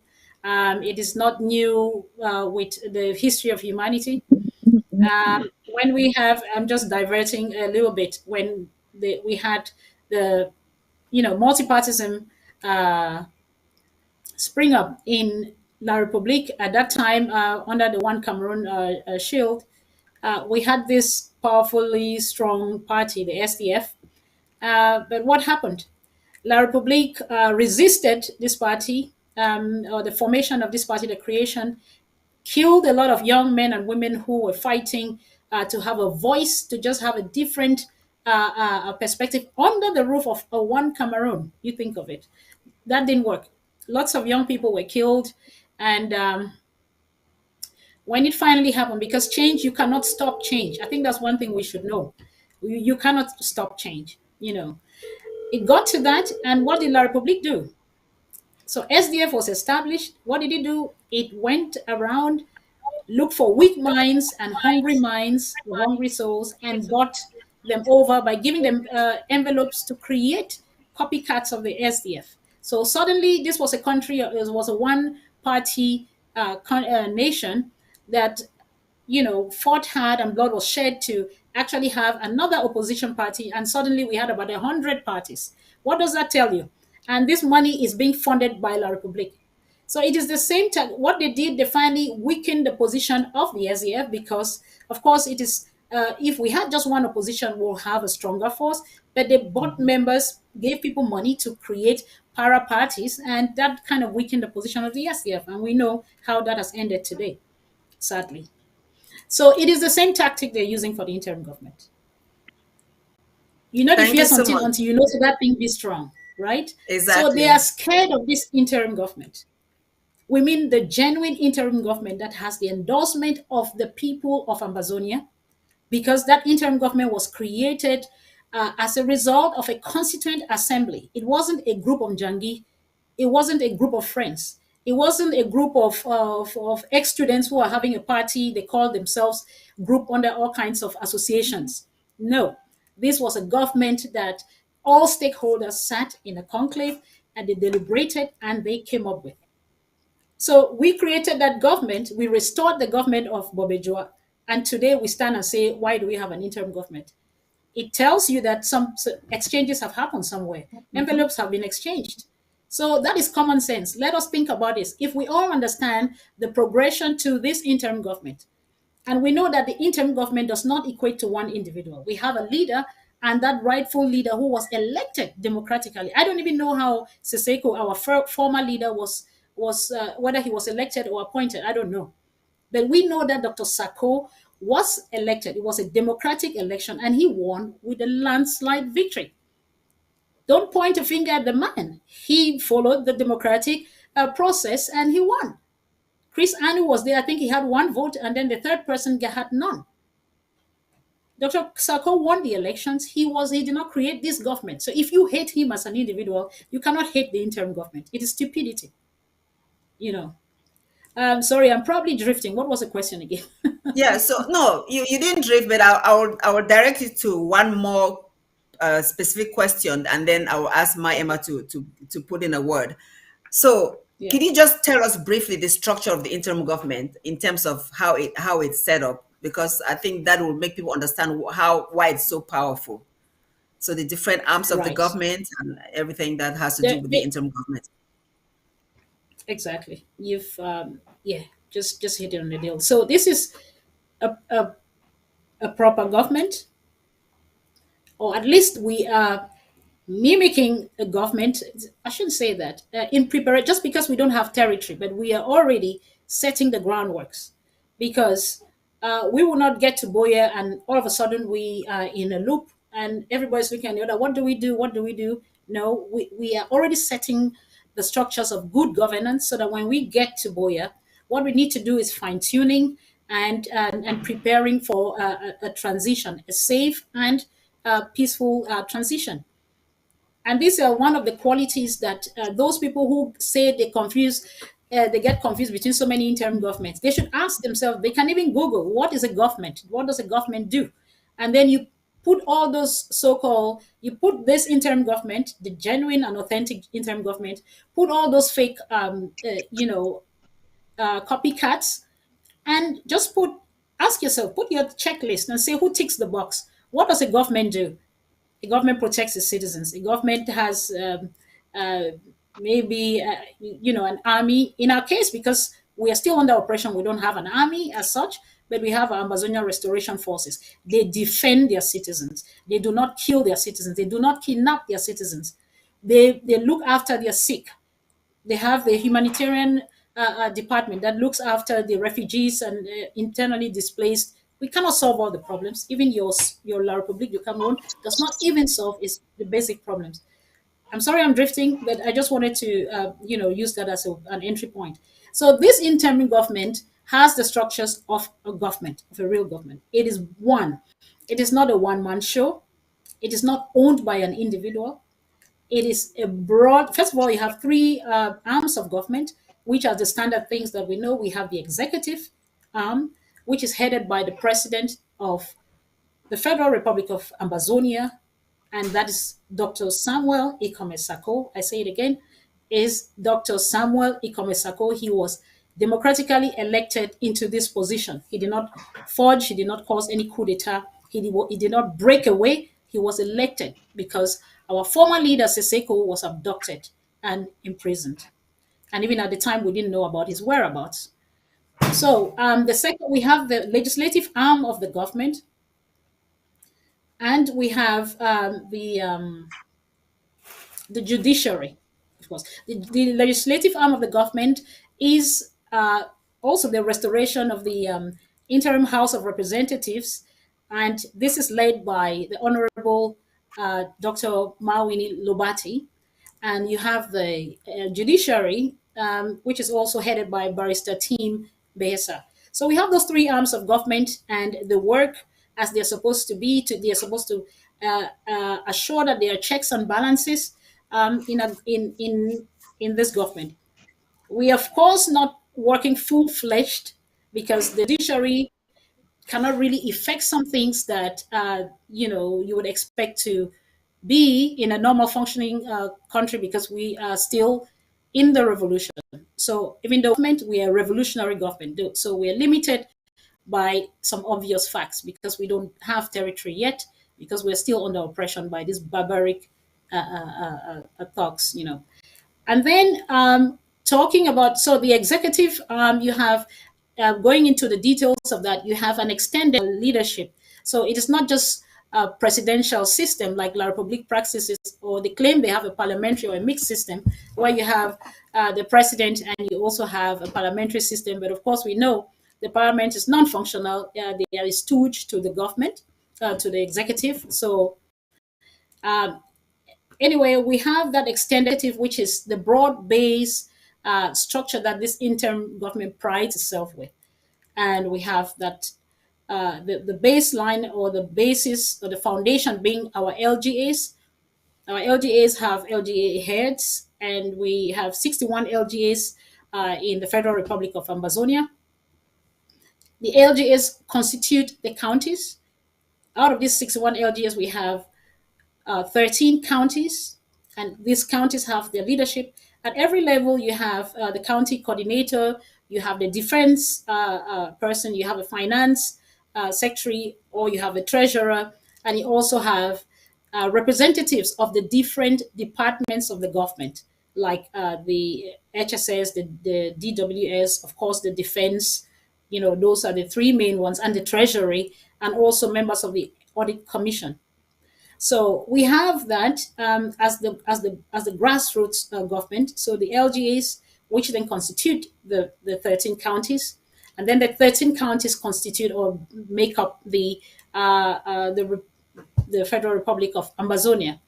So, in terms of the executive, the president has his cabinet that has the different departments, and of course, one of them is here, who's doing a great job. Dr. Ma Patience Abiedu, head of the Department of Women's Affairs. You have the Department of HSS, headed by Dr. Tita. You have the Department of Communication by SOS Mongwa. You have the Department of Defense, headed by our comrade Frank Cheney. You have the Department of Foreign Affairs, headed by Dr. Ellard. You have the Department of Defense. Oh, sorry, I've mentioned that. And you have the intelligence. I hope I haven't left anyone else. And we also have the audit committee. And this audit committee is the function, just like the name says, is to audit our internal processes, to make sure there's quality assurance and also giving us guidelines on how to improve and be better. This is one quality that you don't even find in La Republique. There's no such thing like that. People don't even, they can't even stand up to say this is wrong. But to be in a revolution and to have an audit commission that actually audits the incident, I think that's credit. So please, those who say so many events, ask yourself whether they tick these boxes. And if they do, then let me know. Treasury, of course, in national treasury, we don't have a tax collecting system, but we are implementing something similar in terms of our regular dues that we are expected to pay and our contributions that we make towards the struggle. That is our source of revenue. And we have accountability on the top of the list. In every county, in every LGA, it is expected that they go through some kind of we do that anyway. In my county, we ask for these reviews. If we have any project, we ask for a report and we ask questions, and that is how we ensure that there's accountability. Dr. Sako is just one individual. He cannot be in 61 LGAs at the same time to oversee things. So that is why you and I form this government, because it is a broad-based structure and we govern together to liberate together. That's the motto. So Mapi, I don't want to talk too much. I hope I haven't left out something very important, but if I have... Yes, thank you so much, Dr. Yaya. You did explain that so vividly. I will just add a couple more departments that we may have not mentioned, like the Department of Education, headed by Professor Epote, I know, and also the Department of Home Affairs by Comrade Steve, and sorry guys, economic and what by the and natural resources, natural resources, yeah. Yes, so all those departments are important in this structure. No problem. We understand that the mind is fleeting sometimes. So because we're running out of time, we're going to go to that very important question, the core of this topic, the importance of the interim government. You've already given us a structure and the fact that these departments all do things that are important for the smooth running of the government. But in terms of more specific things, Emma, I'm going to go to you now. Could you just tell us, in your opinion, some 2 or 3 points that you want the people to listen to hear, why this government is so important and they need to support this interim government and pay allegiance to this interim government and ignore all the distractions that we have out there in the names of other governments? Yes. First of all, I just want to add something to what Dr. Yaya said. Having an interim government in exile is not a new thing. We are not the first to run a government in exile in another country during a revolution in preparation for the day we move now to our home, to our territory. So it is not as if we are doing something out of the ordinary. And when you hear the word diaspora, diaspora is a word that refers to a group of people living outside their territory. The Israelis were a diaspora when they were living in Egypt. They were living out of their territory. I just wanted to make that clear because people use it derogatorily. You know, they say you people are out there in the diaspora. You don't know what is happening down here. That is only when they want to bring us down or to say something derogatory. Because if we were not here in the diaspora, trust me, nothing would be happening at the home front. And La Republique would have either put all of us in jail. They might have had to build a bigger jail, but they would have had to put all of us in jail or killed because they have not stopped in doing those two things. So you see, it pains them that we are here, that we are running a government, a legitimate government out of Cameroon, out of the territory, and they cannot get their hands on us. They have tried everything to destroy this. It is only because we are a legitimate interim government in exile, and we are running affairs the way it is going to be run when we get to our territory. So I mean, there's that symbiotic relationship that this government is running the armed forces, the restoration forces, and then the diplomacy. That is why it is so important that we have a government, because the warring parties on ground have to tie in with the diplomatic efforts, and you can only do that if you are out of the out in the diaspora, as we are running a legitimate organized government. You see, all the departments are all tied in, like running like a real government, and that is what we are.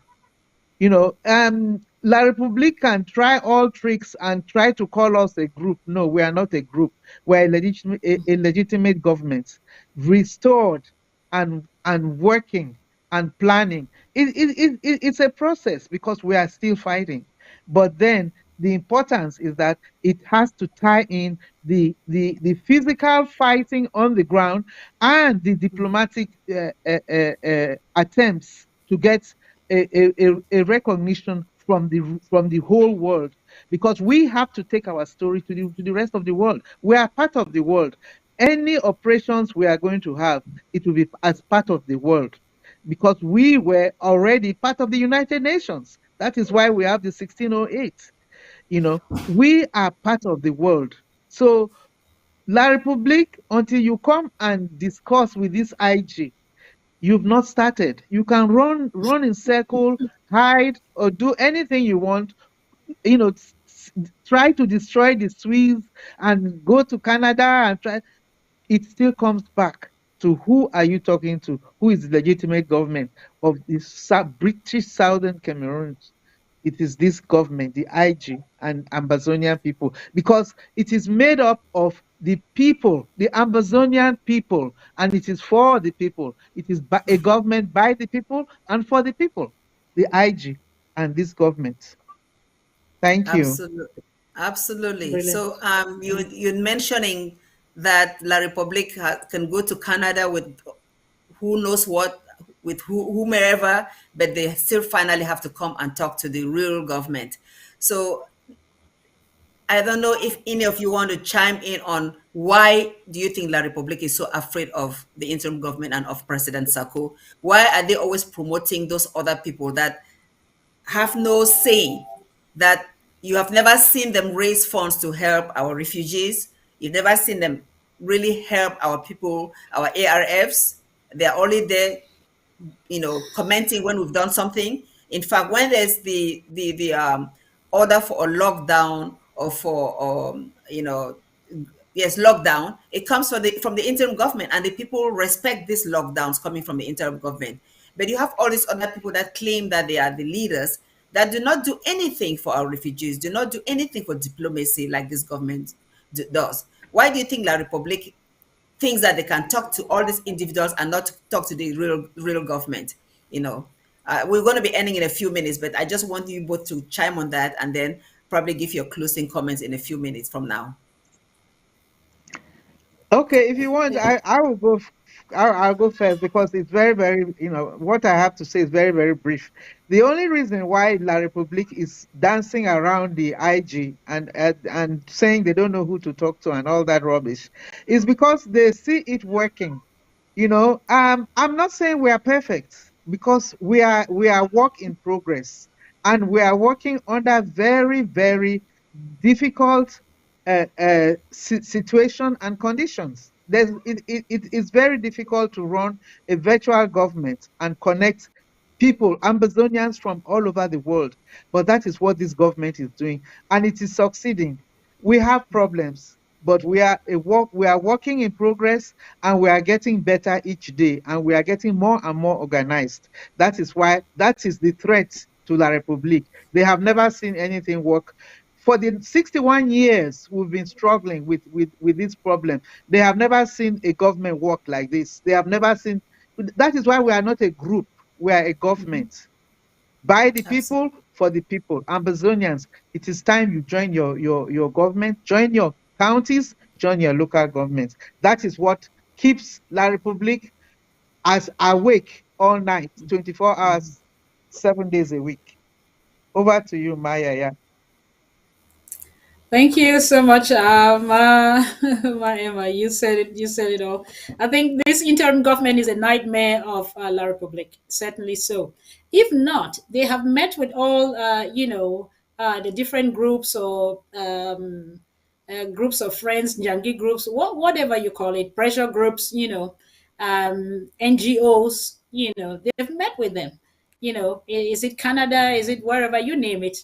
Um, why did they step out from the Swiss process and then you want to initiate another Canadian process? What is the difference? So because they know that the legitimate interim government was at the Swiss process, was involved in that.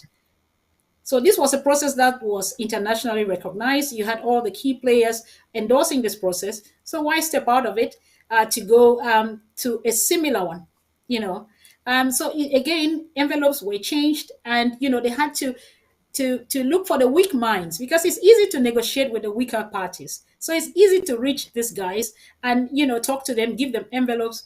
One thing this interim government can be proud of: we have an unshakable president. I know they say you cannot swear on behalf of a human being. It is true, because the most obvious thing in this world is change. But that man is firm. He is focused. He knows exactly what we need for Boya. And that is why sometimes people think he's too hard and they throw him stones, because he understands the tactics of the enemy. Those who are superficial, those who are hungry, those who are just out for fame, or they want to position themselves to have positions, they can be easily lured into all these envelopes behind the bars.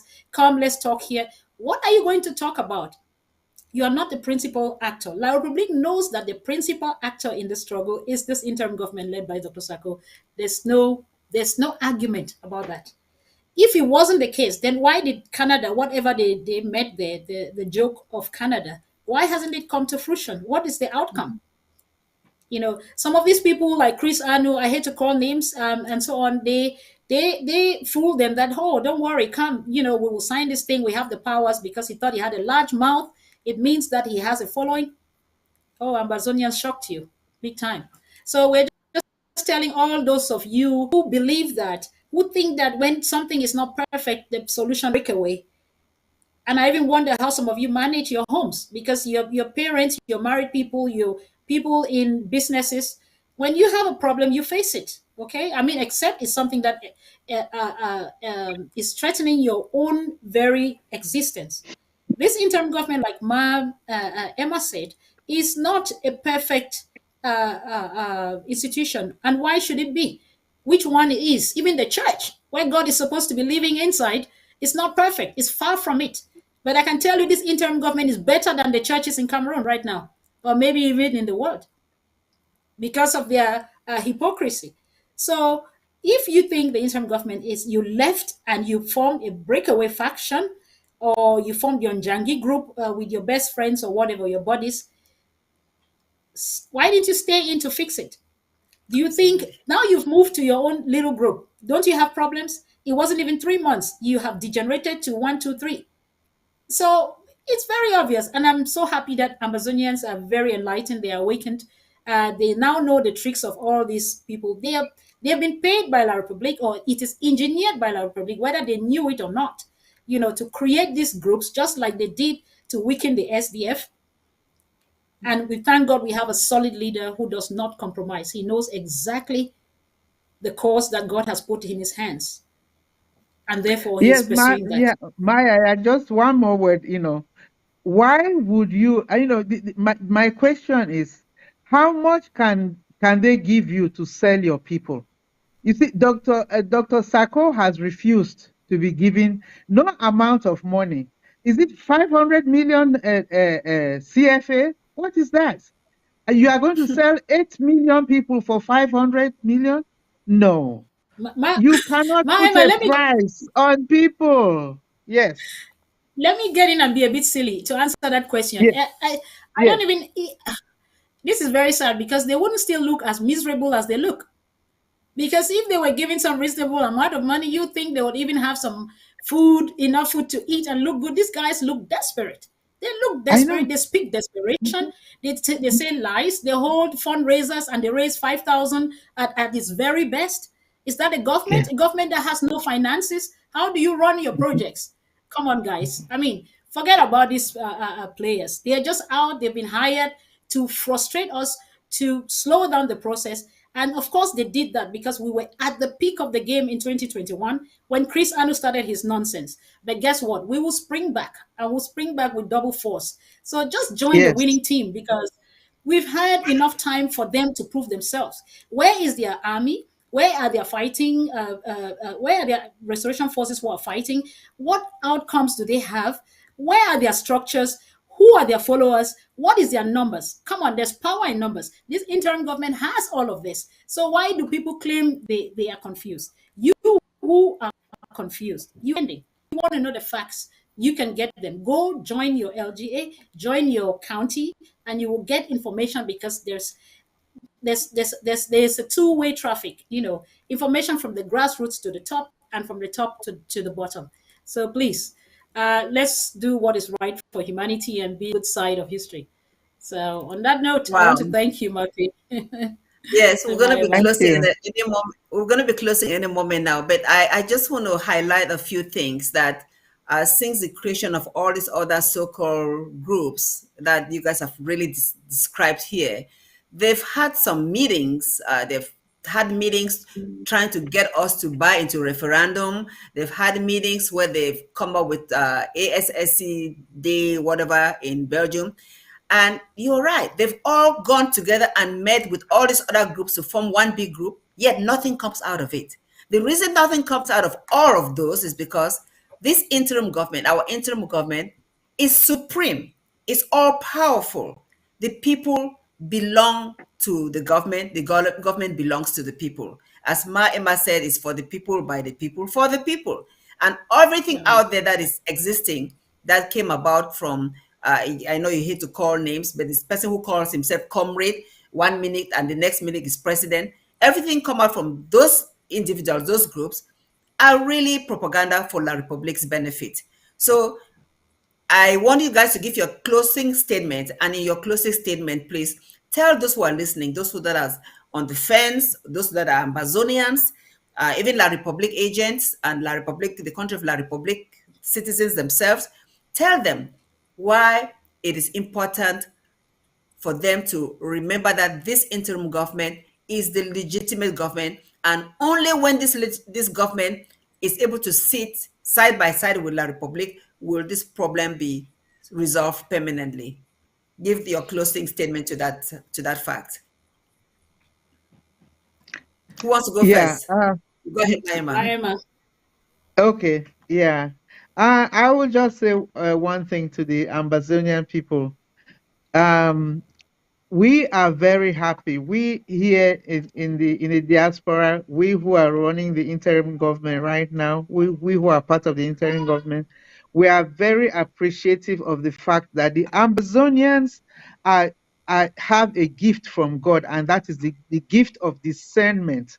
They can see for sure. It might take a little bit, but they can see through through all these shenanigans, all these actors, all these fake things that come up. And at the end of the day, they see the light, they know where they belong.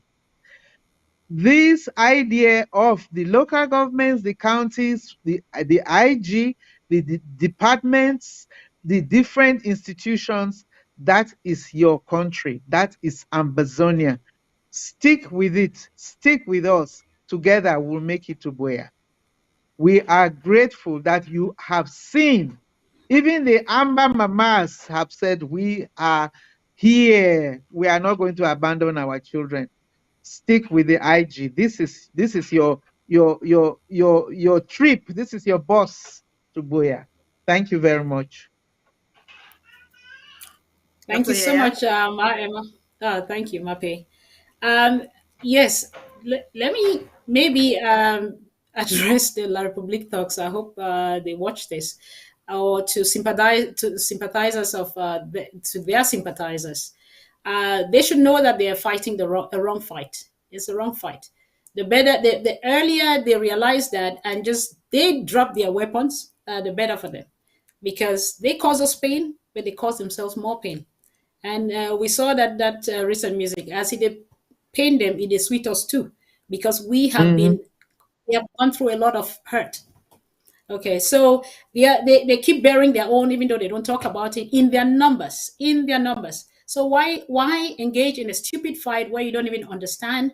And I'm sure most of them who are sent there, they're just going there stupidly because they have to follow a chain of command.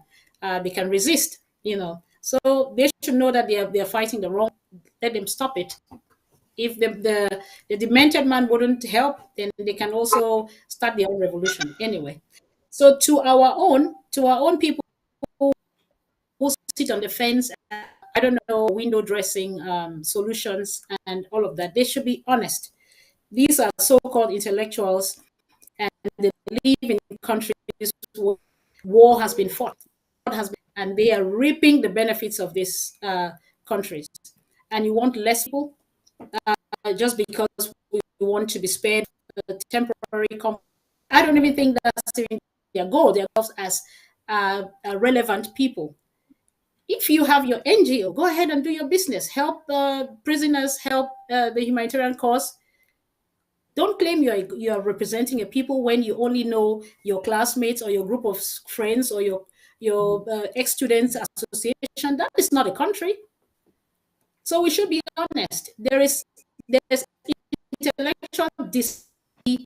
Some of the so-called intellectuals in the diaspora, what they do, And thirdly, to those who are genuinely confused, please, I hope today you should not be confused anymore.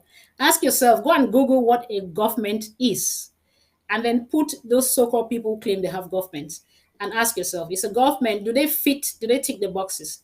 Do their governments, do they have a following, or do they have a 1 or 3 member government? Is it their family, their friends, their Njangi group, or whatever? What do they do as a government? Do they protect you? Do they have soldiers that defend you? Do they come to your aid when you are raped? Do they bother to send you food? Do they bother to make sure they take care of the refugees? These things are all obvious, it's out there. So this interim government is proud to say that it does all of that. And it has a structure that holds people to account. So just join the interim government, support in any way you can. If you don't know how, reach out to any of us. You have those numbers out there. Join your LGA, join your county, and that way you will be a contributor and you'll be that change that you actually want to see. Because we have to be the ones to build it. We have to be the ones to bring that change. So on that note, I just want to thank everybody and thank you, Mape, for having me again. My was a pleasure. As usual. Oh my gosh. Thank you. I want to thank both of you, Emma, Dr. Yaya, for being the guest on The Horizon, the voice of the Amber Woman. I'm sorry, we may have taken a longer time than we intended to, but we had 2 very important topics. And as we conclude, we want people to understand that this interim government is the people's government. And you should be proud because of good governance that it exercises. There is accountability, there is transparency, And that's something you don't see in La République du Cameroon. That's something you don't see in all those other mushroom governments that exist to confuse you. So as our guests have told you today, Dr. Yea and my Emma, please join the interim government, join your local government, join your county. When you do this and put in your talent to work, put in your resources financially, you will take us to Buea sooner than later, because that's our ultimate goal. I want to thank you for viewing us on the horizon, and God willing, we'll be back next week with another exciting edition of The Horizon. Long live the Federal Republic of Amazonia, short live the struggle, and goodbye for now. Thank you so much.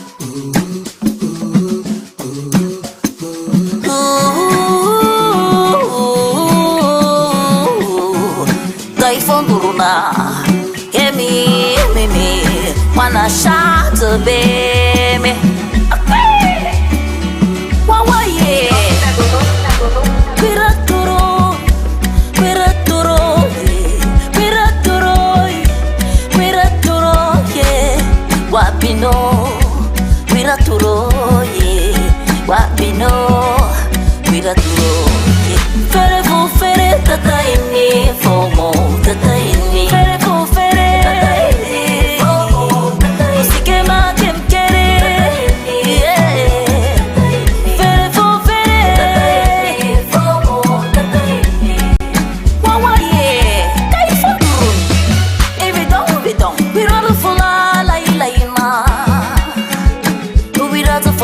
Sakirka Tejem tung tejik mala ako sa wikola fomu Wira rufula la hilena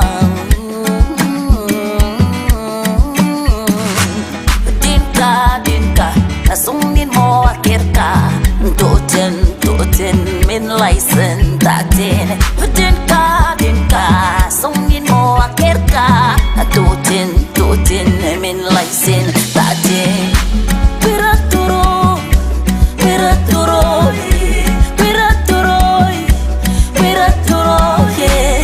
Wapino, piraturo, yeah. Wapino, piraturo, yeah. Fere fu fere tata ini fomo tata ini. Fere fu fere, musike ma kem kere, yeah. Fere fu fere.